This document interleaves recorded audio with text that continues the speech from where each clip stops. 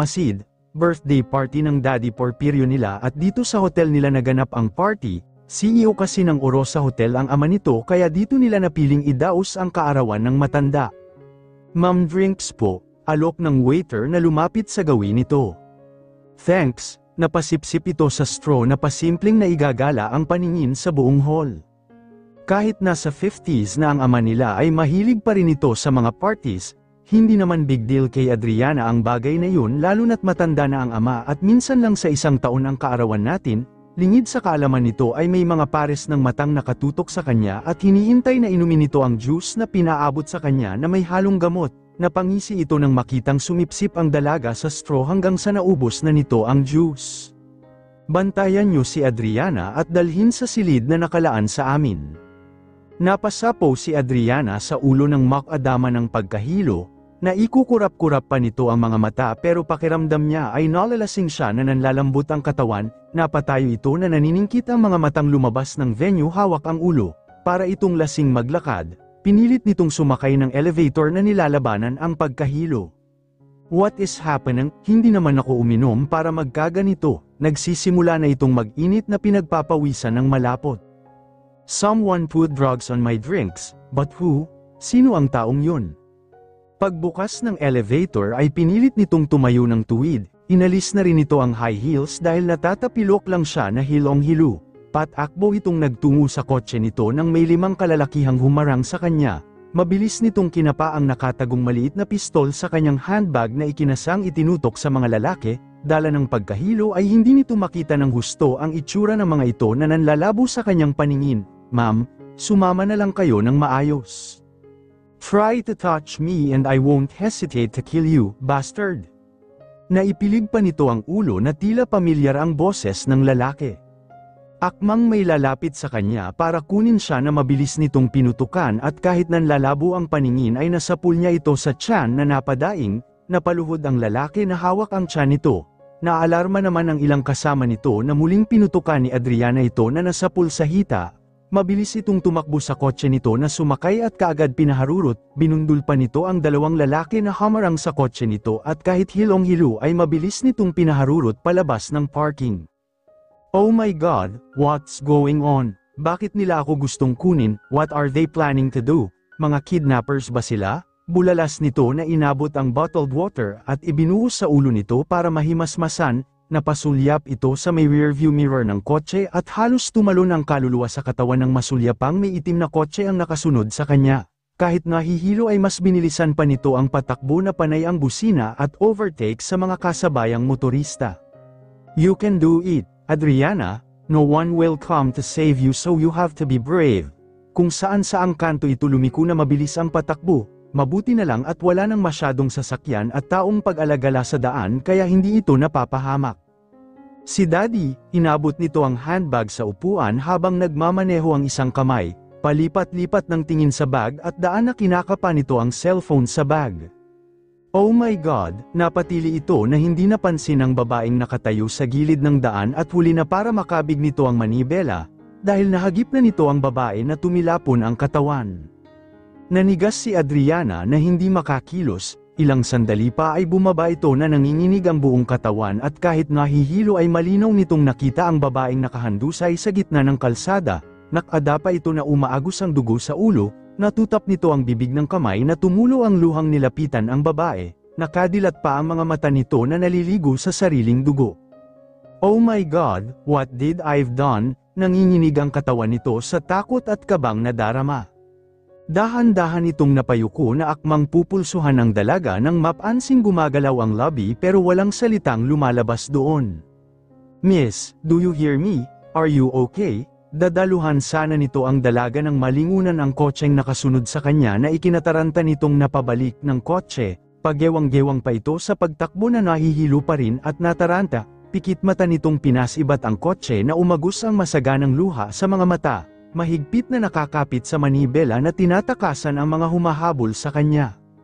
Whoever you are, I'm really sorry, I have to save myself, it's not my intention to leave you, miss, I'm really sorry, please forgive me.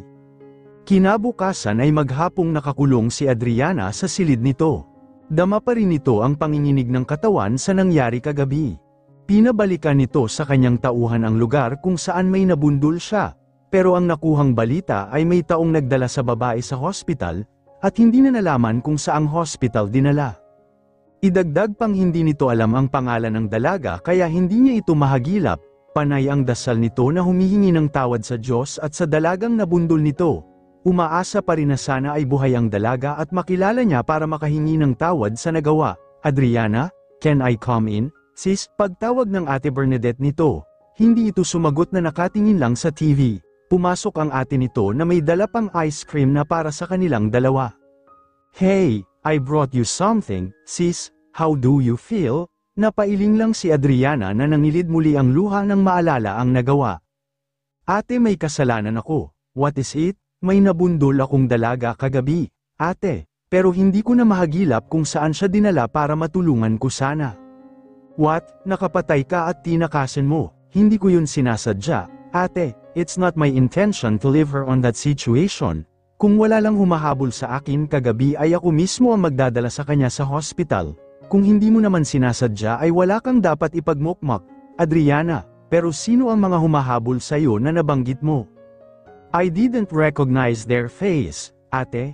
Hilong-hilo din kasi ako kagabi kaya hindi ko nakita ng maayos ang mukha nila. Hinarang nila ako at akmang kukunin kaya nanlaban ako at tumakas. Kaya hindi ko rin napansin ang dalaga na nabundol ko. Napakagat ito ng Lovey na pilit inaalala ang mukha ng dalaga pero malabo ito sa memorya niya. Hindi niya matandaan ang mukha nito lalo na't madilim at natataranta siya. Wala bang nakakita sa iyo sa aksidente? Tingin ko wala naman, ate, dahil walang sumaklolo sa amin nang mahagip ko ito. That's good to hear, Adriana, at least your secret is safe. Walang makapagtuturo sa iyo na may na-hit and run ka kagabi. Let's just forget about it. Labag sa loob nito na sumang-ayon nakalimutan na lang ang nangyari pero tama naman ang ate nito. Kahit guilty ito sa puso ay pinilit iwaglit sa isipan ang aksidente, lalo na't hindi na niya mahagilap ang dalagang na biktima nito. Lumipas ang mga araw at tuluyang naglahong parang bula ang tungkol sa aksidente. Wala na rin kasing lumabas na balita tungkol sa na-hit and run na dalaga kaya pinilit kinalimutan na lamang ni Adriana ang tungkol doon. Hi, my dear sister, napalingon nito sa bagong dating na si Cassiano na kapang office, attire pa at may hawak na attaché case. Kuya, pilit itong ngumiti na bumeso at yakap pa sa kanya, kahit naiilang siya sa binata nang mapag-alamang stepbrother niya lang pala ito. Maging si Bernadette na stepsister niya lang pala, ay nire-respeto niya pa rin ang mga ito. Ngayon niya lang napag-alaman na hindi niya pala kapatid ang dalawa dahil nilihim yun ng ina niyang namayapa na maging ang daddy nila ay walang nabanggit kaya wala itong kaalam-alam. Kung tutuusin ay siya lang ang orosa sa pamilya, dahil hindi naman ikinasal ang kinagisnan nitong ama at ang kanyang ina. Pero dahil wala na ang ina nito ay pinakikisamahan niya na lamang ang mag-aama sa mansion nila. Hey, you look bothered. May problema ka ba? I'm okay, kuya. Medyo masakit lang ang ulo ko. Naiilang ito na umakbay ang kuya nito sa kanya habang nakadantay ang isang kamay sa hita nito na marahang pinipisil-pisil yun. Magmula nang mapag-alaman ni Adriana na hindi niya kadugo ang binata ay naiilang na siya sa sweetness nito sa kanya. Pakiramdam niya ay may mali siya kung paano siya hawakan, haplusin, yakapin at hagkan ng kuya Cassiano nito. Sige na, kuya, inaantok na ako, good night. Pag-iwas nito na pilit ngumiti sa kapatid nito. Hinaplos naman ito sa ulo ni Cassiano nang umiti sa dalaga at bumeso pa. Good night sweetie, kahit nakatalikod ito ay dama niya pa rin ang matiim na pagkakatitig sa kanya ng kuya Cassiano nito na ikinaiilang niya lalo, pakiramdam niya kasi ay may lihim na pagnanasa sa kanya ang kuya niya, na mas lumakas ang instinct niyang yun nang malamang hindi sila magkadugo, hindi naman sa mapanghusga siya pero malakas lang talaga siyang makaramdam sa paligid niya. Lumipas ang mga araw at linggo. Tuluyang nakalimutan ni Adriana ang tungkol sa aksidente dahil wala nang naghanap sa salarin. Kahit nakukonsensya siya sa nangyari ay may parte sa puso niyang nagpapasalamat siyang wala nang naghabol sa salarin. Isang gabi, galing ito sa hotel nila kaya gabi na nang makauwi ng mansion, naabutan nito sa sala ang daddy nito na kasama ang kumpare nitong si Don Melicio. Adriana, hiha, come here, pagtawag sa kanya ng ama na ikinasunod nito. Good evening po, daddy, ninong. Good evening too, hiha, lalo kang gumaganda. wika ni Don Melesio na pilit nitong ikinangiti. Hiha, have a seat, we have important thing to discuss.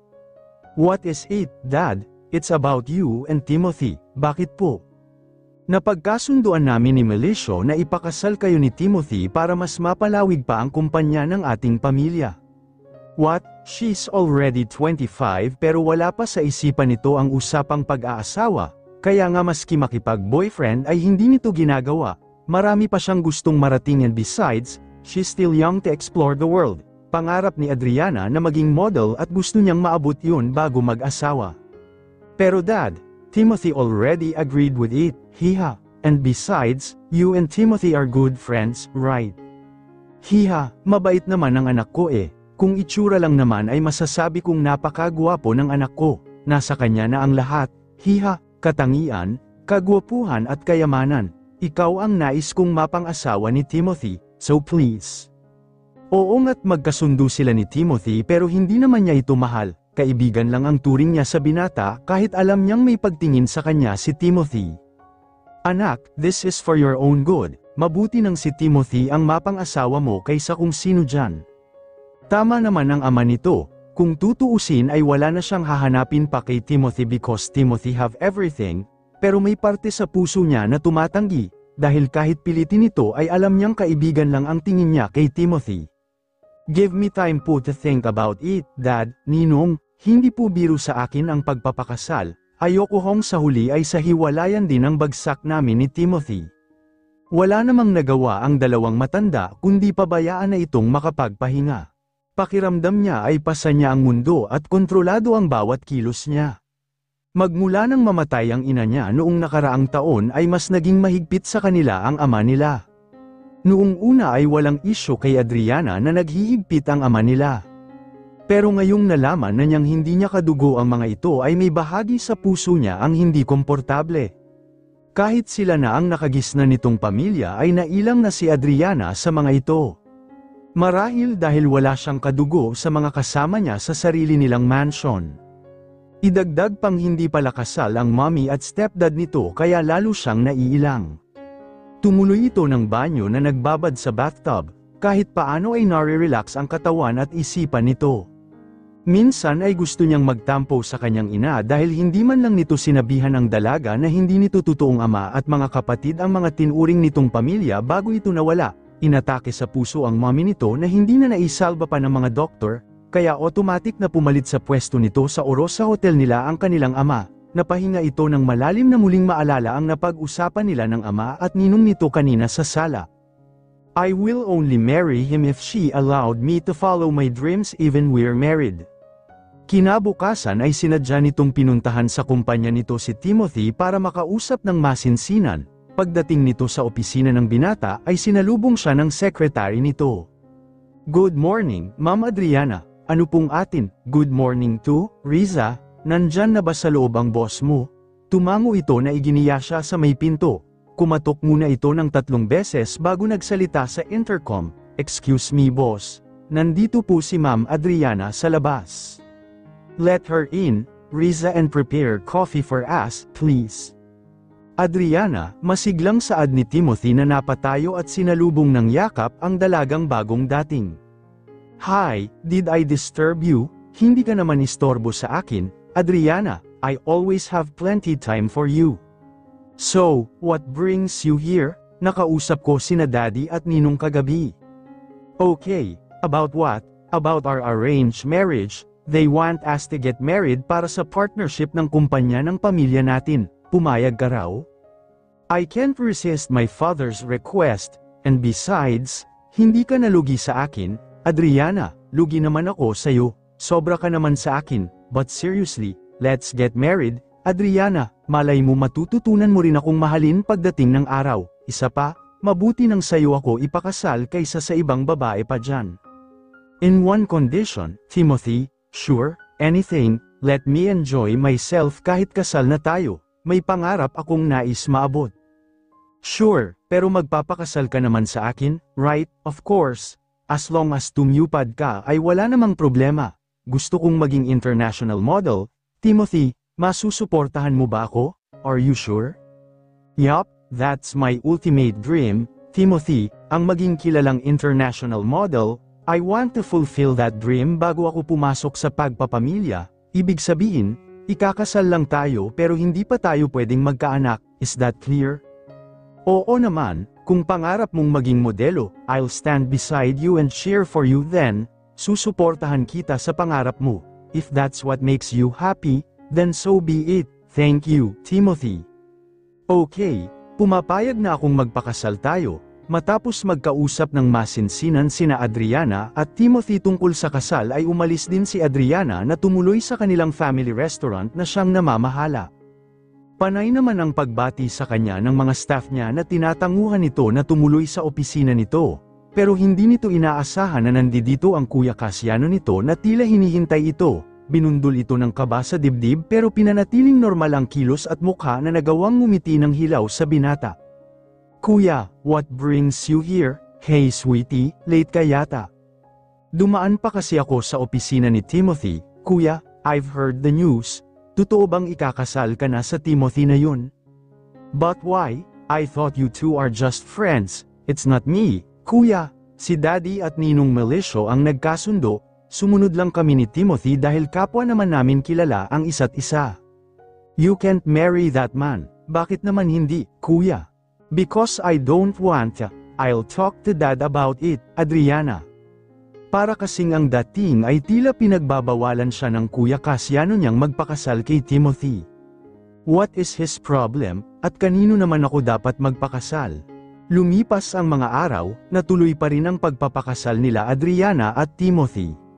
Pero kapansin-pansin na palaging mainitin ang ulo ng Kuya Casiano nito na madalas ay lasing na kung umuwi ng mansion.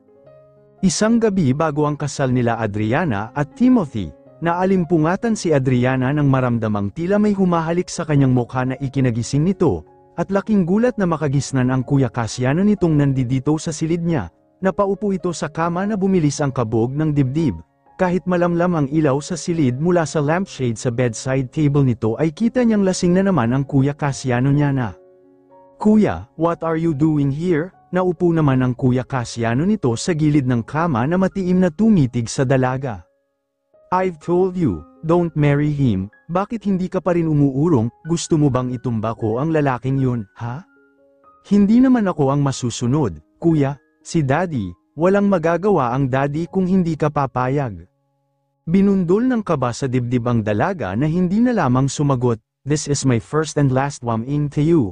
Adriana, don't marry that man. Kung ayaw mong maging lamay ang kasunod ng kasal nyo. Parang nabunutin ng tinik sa dibdib si Adriana na lumabas din sa wakas ang Kuya Casiano nito. What is his problem kung magpapakasal ako kay Timothy? Hindi na ito makatulog kaya napagpasyahan niyang lumabas na lamang ng mansion. Sakay ng kotse nito ay nagtungo ang dalaga sa isang kilalang bar. Hindi siya palalnam pero sa nangyari ay gusto niya munang mag-unwind at kalimutan yon. Nagtanggal ito ng black leather jacket na suot nito saka inilugay ang mahabang buhok na ikinasinghap ng mga kalalakihang malapit sa kanya. Nakasando kasi ito na labas ang cleavage. Napakaputi pa naman niyang dalaga na kahit sinong lalaki ay mapapalingon kapag dumaan siya. Idagdag pang naka-light makeup ito kaya litaw na litaw ang angkin nitong kagandahan. Matamis itong ngumiti sa bartender na nakatulala sa kanya. Hi, vodka please. Here's your drinks, ma'am. Thanks. Napapikit pa ito na hamagod ang init at pait ng alak sa lalamunan nito. Lumalalim na ang gabi at napaparami na rin ang naiinom si Adriana. Naalala naman nito si Timothy, bukas na ang kasal nila at kahit walang kasiguraduhan, ay natatakot pa rin ito na tutuhanin ng Kuya Casiano niya ang banta nitong papatayin niya si Timothy kapag itinuloy ni Adriana ang pagpapakasal dito. Hawak ang ulo at pag-iwang-gewang itong lumabas ng bar. Maraming sumasalubong sa kanya na nagpipresintang ihatid siya pero tumatanggi ito. Hindi naman ito inosente para hindi mahimig ang iba ang pakay ng mga lalaki sa kanya. Pagkalabas nito sa bar ay kaagad itong sumakay ng kotse nito at pilit nilalabanan ang pagkahilo. Nagtungo ito sa condominium building na tinitirhan ni Timothy para masinsinang makausap ito bago ang kasal nila bukas. Kung hindi niya makukumbinsi ang binata na wag nang ituloy ang kasal. Ipagtatapat nito ang pagbabanta ng Kuya Cassiano niya para makapaghanda si Timothy sa mga posibleng mangyari. Pagdating nito sa condominium ay halos madapa na ito. Mabuti na lang at kilala siya ng mga staff na pinatuloy siya at ilang beses na rin naman na siyang nagpupunta sa kondo ni Timothy. Naniningkit ang mga mata nito habang inaaninag ang mga condo unit na nadaraanan. 309, 310, sambit nito na binabasa ang number ng mga pinto sa bawat unit na madaraanan na tigilan nito na napakurap-kurap, inaaninag ang numero sa pinto na hinintuan nito na napatampal sa noo. Ano nga ulit yun? 309 ba? O 310, pinihit ang pinto at halos lumuwa ang mga matang bukas iyon. Heist, ang careless naman ng magiging asawa ko. Sabi nito na paso rey-suray na pumasok at nilock ang pinto. Hey, my dear husband, where the hell are you ha? Bakit hindi ka naglalak ng pinto mo? Napangisi ito nang masulyapang bukas ang pinto ng silid na tinungo nito at pumasok sa loob. Narinig naman nito ang lagaslas ng tubig mula sa loob ng shower room na ikinalapit nito doon. Parang nawala siya sa katinuan dala ng kalasingan at gustong subukan ang pasensya ng mapapangasawa. Are you there? Oops, wala akong nakita. Lasing na usual nito na napapikit pa ng isang mata. Namimilog ang mga mata ng binatang si Bradley Tuazon na biglang bumukas ang pinto at niluwal noon ang malaanghel sa gandang dalaga na kitang lasing. Napakurap-kurap pa ito na nakusat ang mga mata habang nasa tapat ng shower na napatitig sa dalaga. Pero hindi siya namamalikmata dahil may dalagang ang pumasok sa unit niya. Who the hell are you? And what are you doing here inside my shower, ha? Shower mo, hoy, ikakasal na tayo. Ang shower mo, shower ko na rin. What the hell, bulalas na lamang ni Bradley na nakamata ditong isa-isang naghubad ng kasuutan na ikinapikit nitong napatalikod sa dalaga. Nagtungo ito sa tapat ng shower na nagbabad. Napapalunok naman si Bradley na makadama ng kakaibang init sa katawan na hindi mapigil ang mapasulyap sa salaming kaharap, kung saan malaya niyang napapanood ang dalagang naliligong walang saplot. She's so hot, bulalas nito sa isip na pilit kinokontrol ang sarili. Come closer, pakisabon mo naman ang likod ko, utos ni Adriana na ikinalunok nito. Kahit kinakastiguhan nito ang sarili ay kusang humakbang palapit ang mga paa nito sa dalaga na inabot ang sponge bath mula sa dalaga na nilagyan ng body wash. Kahit wala itong makeup ay hindi maipagkakaila kung gaano ito kakinis at kaganda, hindi niya tuloy mapigil ang makadama ng kakaibang init at pagnanasa lalo na't walang saplot ito na tila nakahain na para sa kanya. Tumayo ito sa likuran ni Adriana na nagsimulang sabunan ito sa likod. Damn so good. Anes pa nito na ubod ng landi. Bakit nga ba hindi pa natin ito nagagawa no? Sinasamantala namang pagmasdan nito ni Bradley sa refleksyon nila sa salamin na katapat nila. Kung ganda ay may ibubuga ang dalaga, ibang-iba ang dating ganito na kahit sinong lalaki ay makakadama ng init at pananabik na makasalo ito sa kama. Mukhang napakasariwa pa naman nito at ang maamong mukha, napalunok si Bradley na mapasulyap sa dibdib nito. Napaka-perfect ng pagkakahulma noon na bilog at katamtaman lang ang laki, sa dami ng babaeng dumaan na sa kanya ay ito pa lang ang nakakasalamuhan niya na may magandang hugis. Mahigit 2 buwan pa lang magmula nang mamatay ang mag-ina niya dala ng hit and run pero heto at nakakadama na siya ng pagnanasa sa ibang babae, ang alin naman. Kahit nakainom ito ay alam pa rin naman ito ang kanyang ginagawa. Habang ang dalaga ay halatang lasing at wala sa katinuan. Dahil kung kaya pa sana nito, makikilala niyang ibang tao ang kasama niya ngayon, shower together, masarap din palang makasabay kang maligo, Torong, anyway, anito na pumihit paarap, muntik pa itong matamba kung hindi lang naalala ni Bradley, sunod-sunod na napalunok si Bradley na nakayapos ito sa maliit na baywang ng dalaga at ngayoy kaharap na niya ito, napakaganda nito na wala kang maipipintas sa panlabas na anyo, what are you doing? Kahit kinakastiguhan nito ang sarili na itulak ang dalaga palabas ng kanyang unit ay nanatili lamang sa isipan niya ang mga iyon. Hindi nito maisatinig ang nasa isipan dahil kahit itanggi nito ay alam niya sa sariling gusto niyang matikman ang dalaga. Bakit? Bawal ba? Ikakasal na tayo, magpapakipot ka pa ba? Malanding bulong nito na marahang hinila ito. Hindi na napigilan pa ni Bradley ang bugso ng damdamin nito na tuluyang siniil sa mga lobby ang dalagang napaungol at yapos sa kanyang batok. Her lips are so sweet, anes nito sa isipan na mas pinalalim.